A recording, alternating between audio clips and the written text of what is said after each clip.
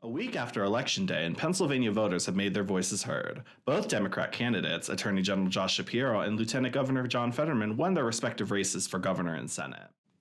Regardless of your political affiliation, IUP's Dr. Gwendolyn Torges, who has taught for 25 years and is chairperson of the Political Science Department, believes it's important for students to cast their vote, especially after the recent Supreme Court decision overturning Roe v. Wade.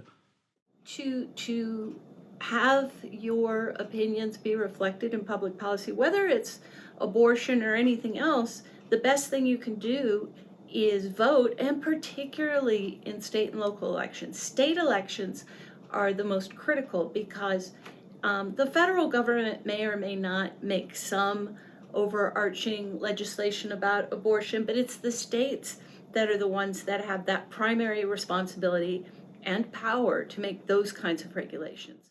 Just because the election is over, it's important for students to stay up to date on current events and your voter registration. Even issues that may not affect you will affect someone you know, Dr. Torges explains. Keeping up with the news and watching these things are important. You know, living in a democracy is hard work.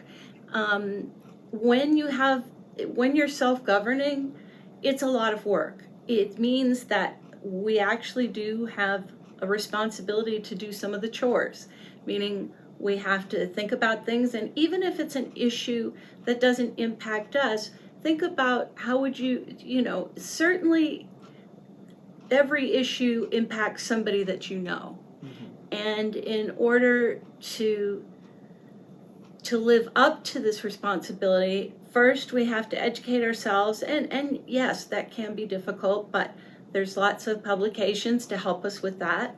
And then secondly, it as much of a chore as it can be, it is important to vote and to register how we the people feel, because how are politicians going to know unless we register our feelings by voting?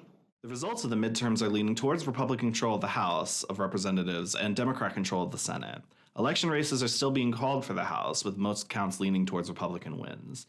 How much of President Biden's agenda gets completed hinges on the Georgia Senate race, which has gone to runoff between Raphael Warnock and Herschel Walker, and will be decided on December 6th. For now, voters can expect a similar level of legislation as before the midterms.